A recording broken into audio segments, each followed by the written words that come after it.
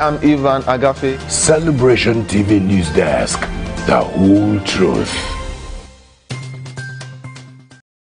Welcome to NewsDesk on Celebration TV. I am Comfort James. And I'm Femi Marks. And the news making the rounds. Please stay with us as we bring you details. Watch robust, objective, analytical, informative, educative, entertaining and inspiring news on Celebration TV News Desk. Every weekday, 11 a.m. GMT+1, that is 11 a.m. GMT+1 on Mondays through Fridays. You are welcome to Sports Corner. I am Ivan Agafe. Celebration TV News Desk, the whole truth.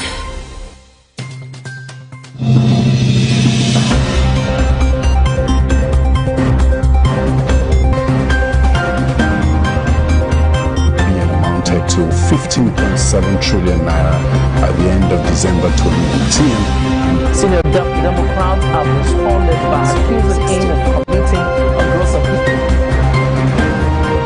The All Progressives Congress has vowed to punish the Ogun State Governor, Ibikule Amosu.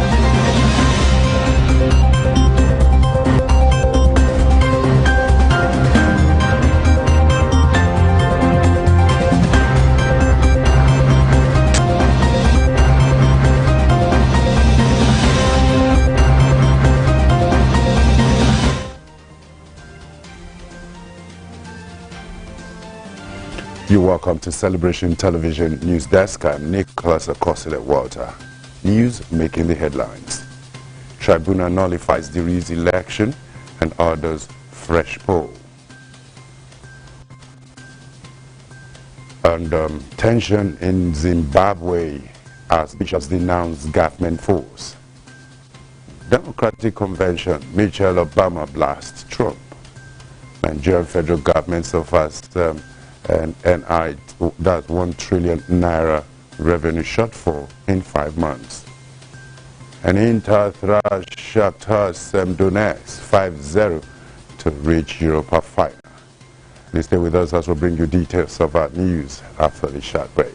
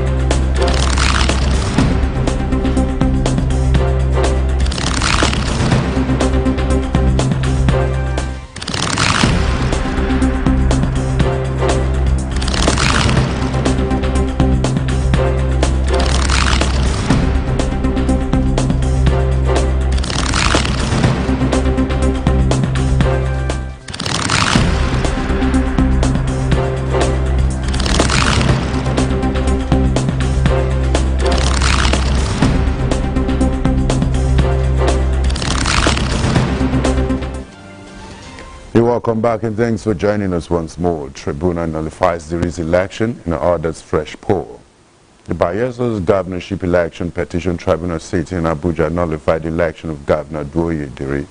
The Justice Mohammed Sirajo-led three-man panel ruled that the election was unlawful due to the exclusion of Advanced Nigerian Democratic Party and its candidate, King George, from the November 16, 2019 governorship elections. The tribunal ordered the Independent National Electoral Commission to conduct a by-election within 90 days. NAN reports that on August 15, the tribunal upheld the election of Governor Diri and his deputy, Senator Lawrence Wojakpo. The tribunal, in a unanimous decision, dismissed the first petition that was filed by the Alliance for Democracy and its candidate, Owei Woniwe, for want of merit. The tribunal held that the petitioner failed to, by way of credible evidence, prove that the deputy governor Bayelsa State, Wojakpo, tendered forged certificate to the Independent National Electoral Commission, INEC. In the late judgment that was read by Justice S.M.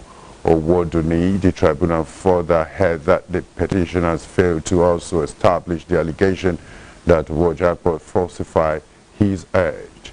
Describing the case as a unnecessary waste of time of the court, the tribunal had preliminary objections that Diri Rojabo and the People's Democratic Party lodged to challenge the competence of a petition. The AD and its candidate had in their petition alleged that Rojabo altered the name on the National Youth Service Corps certificate presented to INEC for the purpose of the governorship election that held on November 19, 2019. And moving forward quickly, Nigeria resumes international flights August 29, says Minister. The Minister of Aviation, Hadi Sirika, says international flights will resume on August 29, 2020. Sirika said this in a tweet. He said he is glad to announce the resumption of international flights from 29 August 2020, beginning with Lagos and Abuja, as they did with the domestic flight resumption. Protocols and procedures will be announced in due course. Meanwhile, the Asaba Airport recorded its first flight 4 days after it was reopened by the Nigerian Civil Aviation Authority for meeting the Niger Center for Disease Control Protocols on COVID-19 pandemic. The airport and others were shut on March 27th to contain the spread of COVID-19. On other stories, evacuation of Nigerians end August 2022, says federal government. Now the federal government said the ongoing evacuation of Nigerians from abroad as a result of COVID-19 pandemic would end on Saturday, August 22, 2020. The chairman, Presidential Task Force on COVID-19, Boss Mustafa, disclosed this during a press briefing in Abuja. And Mustafa, who is also Secretary to Government of the Federation, said with a stoppage of evacuation, the nation's airports will be given sufficient time to prepare for reopening. He also disclosed that some countries such as the United States of America, United Arab Emirates, and Egypt had expressed their readiness to repatriate convicted Nigerians who had been pardoned and paroled. Mustafa said the PTF had continued to observe noticeable decline in fatalities, high discharge rates, and consistent under 500 daily cases for the past 4 weeks, in spite of the huge increase in testing capacity and increase in the number of daily tests conducted. He, however, said the nation had not attained the desired level that would enable the PTF to make conclusive statements on the rate of infection in the country. Quickly coming from around Africa, tension in Zimbabwe as bishops denounce government force. President Emerson Mnangagwa administration has come under fire over its perceived harsh crackdown on demonstrators last month against alleged state corruption and economic hardship. Last month, we saw 20 citizens arrested and charged with inciting public violence, arrested for partaking in the banned protest, to be later released on bail. Abel Chikomo, spokesperson, Catholic Lawyers Guide, addressed the public saying the pastoral letter denounced the current human rights situation in Zimbabwe and noted that the call for demonstrations is the expression of growing frustration and aggravation caused by the conditions that the majority of Zimbabweans find themselves in. On Friday, the Zimbabwe Catholic Bishops' Conference, ZCBC, publicly denounced in a letter the anti-government thwarting, detentions, assaults, and intimidation techniques, and also weighed in on Zimbabwe's long-standing social and economic crisis, one which the government vehemently denies. The Law Society and some international organizations echoed this sentiment, viewing it as a matter of human rights. The next day, Monica Mudzvangwa, the Minister of Information, proclaimed the letter had been issued under ZCBC President Archbishop Robert Ndlovu's evil-minded leadership with the intention of sparking tribal discord, as Ndlovu hails from Zimbabwe's Ndebele minority ethnic group. She accused him of fanning the psychosis of tribal victimization and sowing seeds of collective guilt among the Shona majority allegations on sensitive subject matter in the wake of a seemingly precarious political climate within a nation that has already known tribalistic genocide, where some 20,000 people were killed during the 1980s under the regime of a late ex-president Robert Mugabe, who led a military-style crackdown on alleged militants known as Gukurahunde. The targets were merely Ndebele perceived as backing the opposition, while Mugabe himself was Shona. And still from around Africa quickly, I'm coming from Gabon. We have Gabon marks 60 years of independence from France. Gabon marks 60 years of independence from France as they celebrate a national holiday. Traditional parade festivities were cancelled in light of the COVID-19 pandemic, with only a simple patriotic display instead to accompany the customary presidential address by Ali Bongo Ondimba, who paid tribute to predecessors and outlined national economic projects underway. The head of the Republic addressed various concerns of the Gabonese population, the state of roads and challenges regarding unemployment, the health and education systems.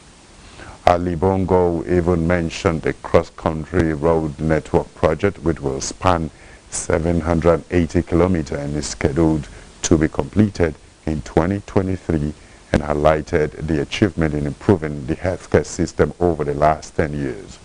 But he did not, however, ever make one single mention of the former colonizer.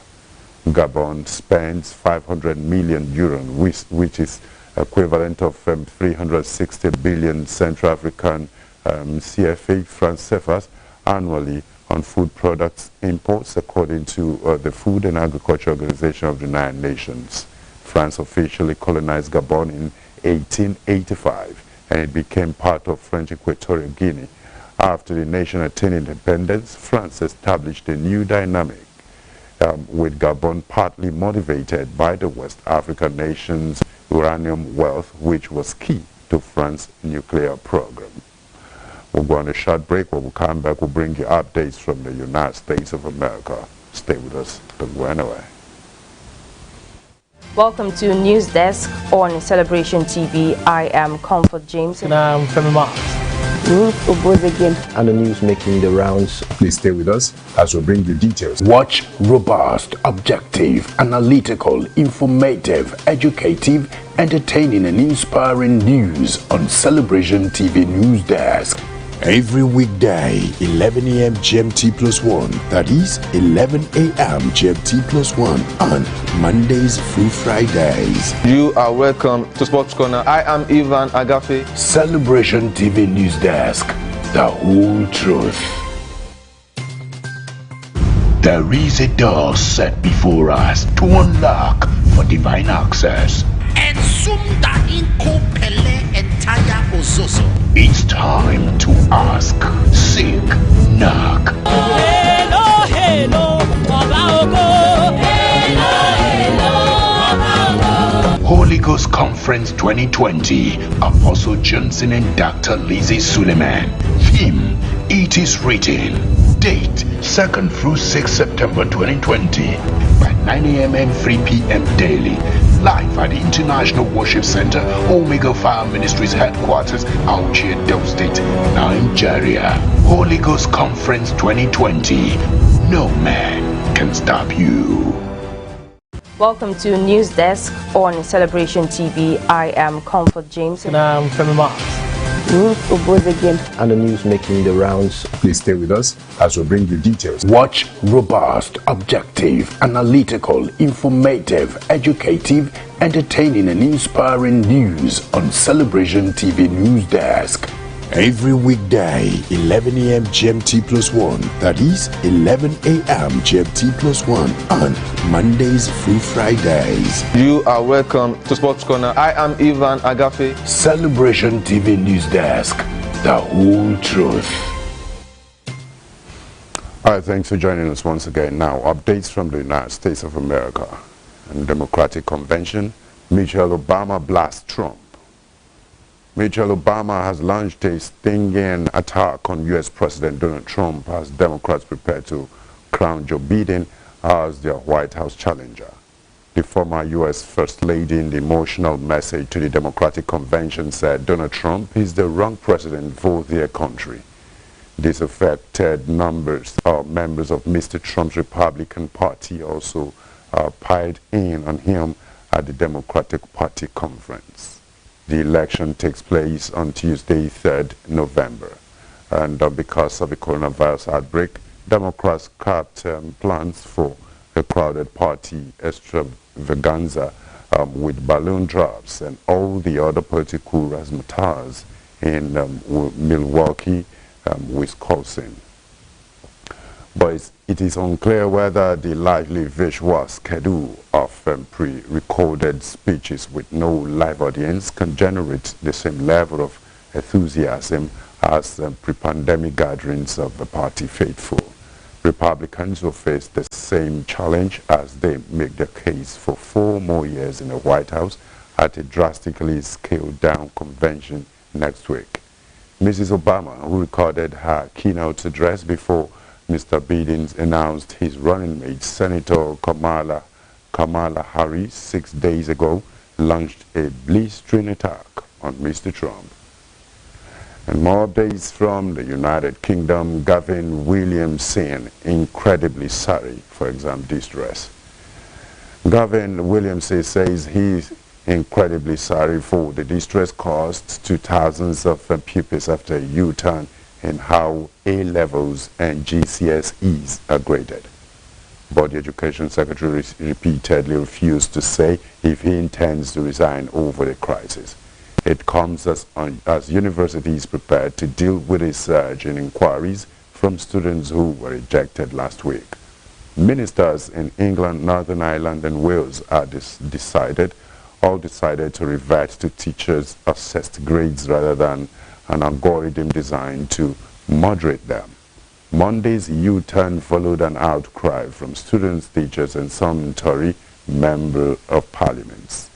And about 40% of A-level results were downgraded by exams regulator of CORE, which used a formula based on schools' prior grades. And students reacted by the holding protests across the UK, calling the grading system unfair, classist and threatening to their future. On Monday, Education Secretary Gavin Williamson and of CORE Chair Roger Tyler both apologized for the distress caused.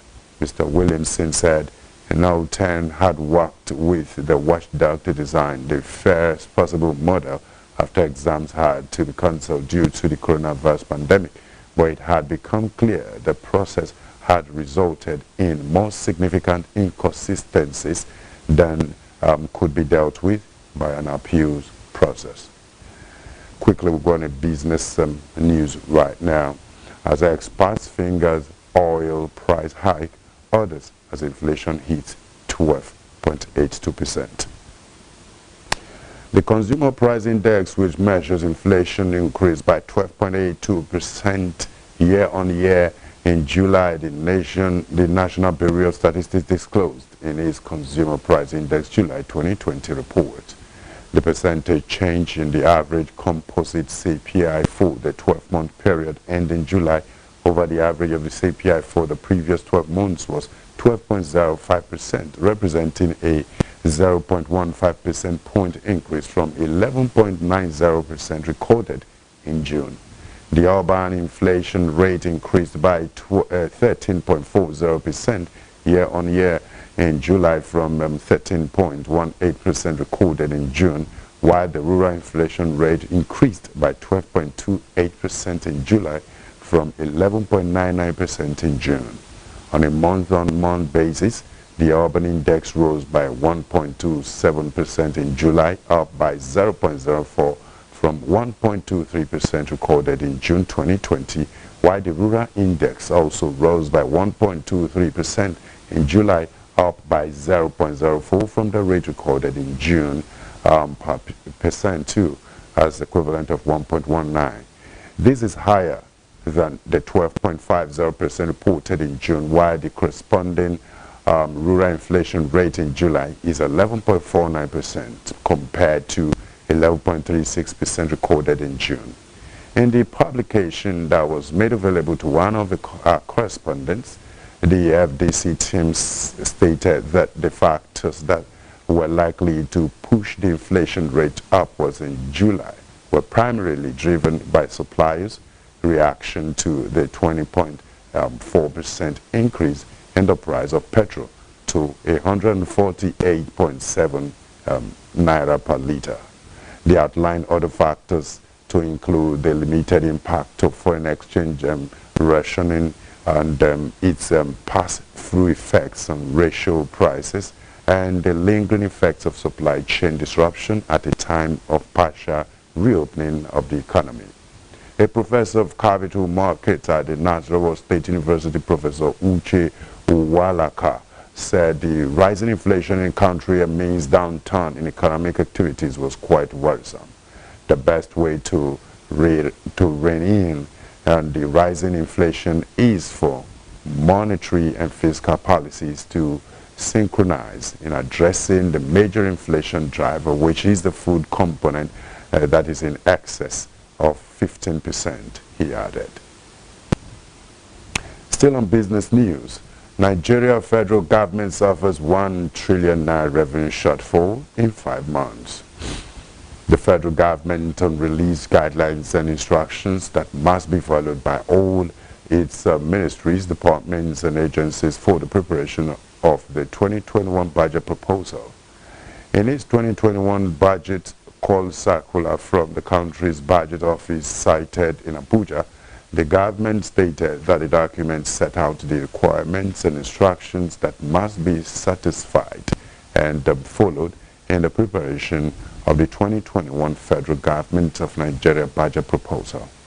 The circular disclosed that in the first 5 months of the year, the federal government suffered 38% shortfall in its projected revenue.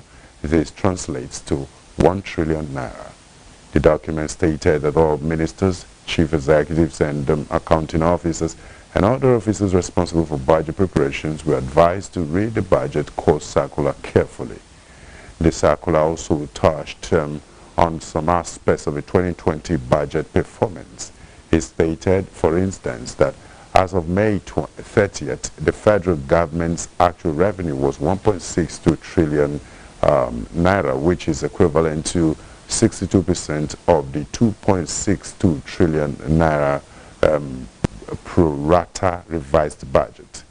The circular further noted that the preparation of the 2021 budget estimates for MDS should take into consideration the 2023 medium-term policy strategy contained in the 2021 expenditure.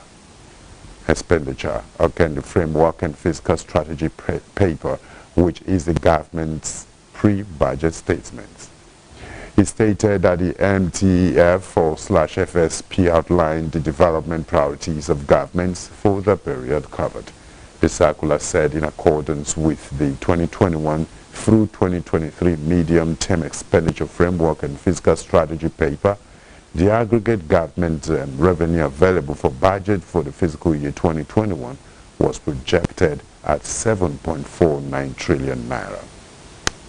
He said the aggregate expenditure level was projected to be 12.66 trillion naira. It put capital expenditure, which is exclusively of capital in statutory transfers, at 3.09 trillion naira, adding that that of the capital expenditure, MDA's capital was 1.49 trillion naira. We'll go on a very short break. When we come back, we'll bring you news from the sporting world. Stay with us. Welcome to NewsDesk on Celebration TV. I am Comfort James. And I'm Femi Marks. And the news making the rounds. Please stay with us as we bring you details. Watch robust, objective, analytical, informative, educative, entertaining and inspiring news on Celebration TV News Desk. Every weekday, 11 a.m. GMT plus 1, that is 11 a.m. GMT plus 1, on Mondays through Fridays. You are welcome to Sports Corner. I am Ivan Agafe. Celebration TV News Desk, the whole truth. Expect the unusual supernatural presence. Experience the move of the Spirit for extraordinary outburst. Stay in the chamber of His glory. 9 hours intimacy service with Apostle Johnson and Dr. Lizzie Suleiman. 9 hours intimacy service, 26th August 2020 at the International Worship Center, Omega Fire Ministries Headquarters, Auchi, Edo State, Nigeria. For inquiries, please call +234 806 464 6180. Be intimate. Be empowered. Welcome to News Desk on Celebration TV. I am Comfort James. And I'm Femi Mars. And the news making the rounds. Please stay with us as we bring you details. Watch robust, objective, analytical, informative, educative, entertaining and inspiring news on Celebration TV News Desk. Every weekday, 11 a.m. GMT plus 1, that is 11 a.m. GMT plus 1, on Mondays through Fridays. You are welcome to Sports Corner. I am Ivan Agafe. Celebration TV News Desk, the whole truth.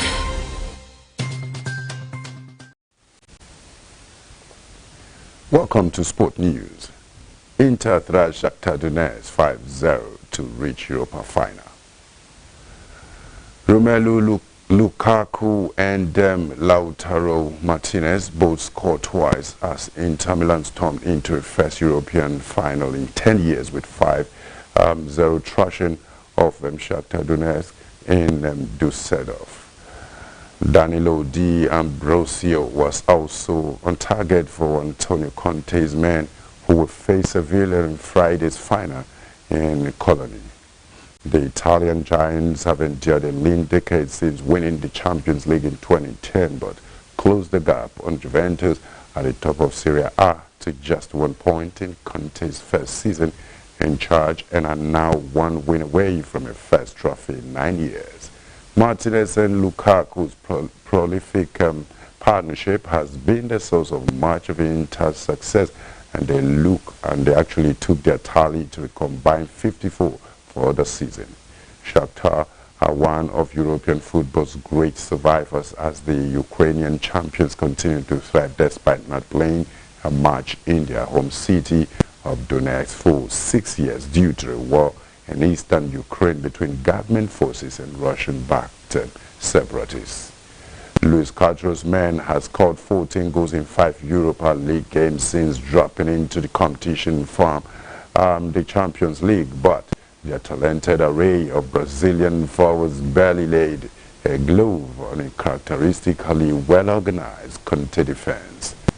And in another sports news, quickly, Netherlands coach Koeman agrees to take Barcelona job, report says. Ronald Koeman has actually agreed in principle to become the next Barcelona manager after the club confirmed the sacking of Quique Setien. Barca officials are in talks right now with the Dutch FA over compensation, having made the Netherlands head coach the front runner to succeed Setien.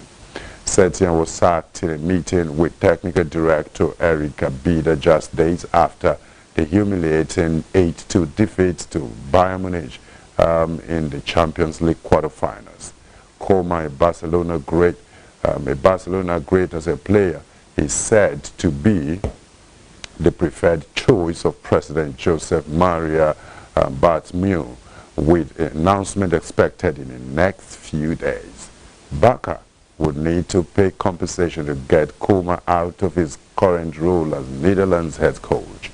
Ex-Tottenham boss Mauricio Pochettino was a strong candidate and is the preferred choice of director Roman Plains, with whom he worked at Espanyol. However, the potential appointment of Pochettino has been met with opposition from El Etonio, a term coined by Johann Cruyff in 1992 to describe the environment of influential media and fans surrounding the team. And that has brought us to the end of the news on Celebration Television News Desk. And in case you missed out on these news articles, here's the news headlines recap. And tribunal nullifies the election and orders fresh polls. Tension in Zimbabwe as bishops denounce government force. Democratic Convention, Michelle Obama blast Trump.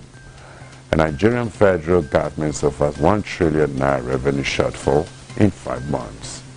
And Inter thrashed Shakhtar Donetsk 5-0 to reach Europa final. And quickly we have photo of the day. The states, a bird sitting on a tree is never afraid of a branch breaking because its trust is not on the branch but on its wings. Of course, until you have a very strong point where you can actually fall back on.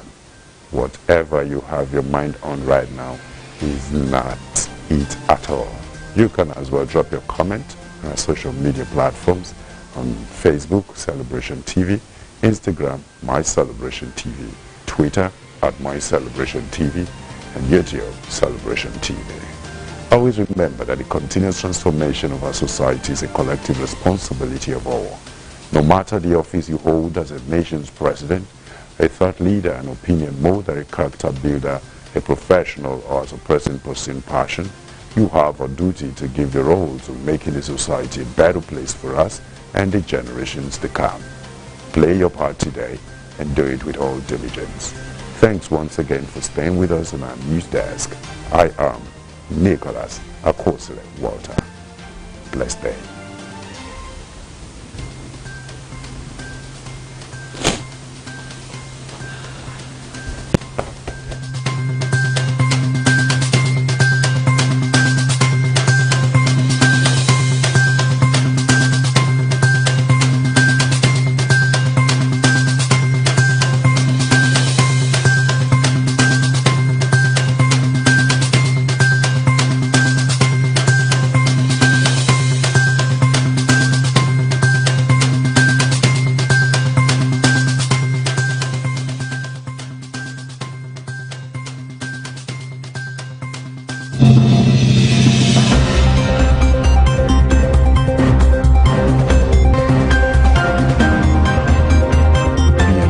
To 15.7 trillion naira at the end of December 2019. Senior Democrats have responded by accusing him of committing a gross offense.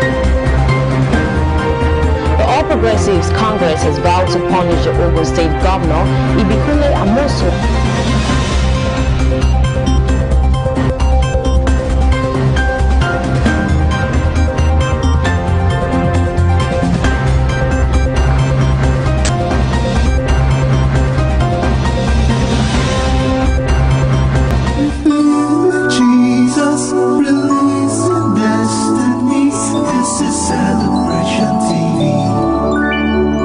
When the prophecy was given that Ezekiah shall surely die, the Bible said 5 seconds after the prophecy, God said to Isaiah, go and tell him he shall not die.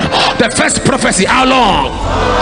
The second, third, fourth, fifth, sixth.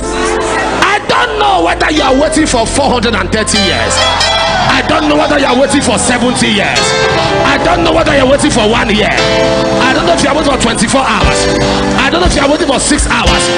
But as for me, in the next 5 seconds, in the next 5 seconds, in the next 5 seconds, in the next 5 seconds, my story is changing.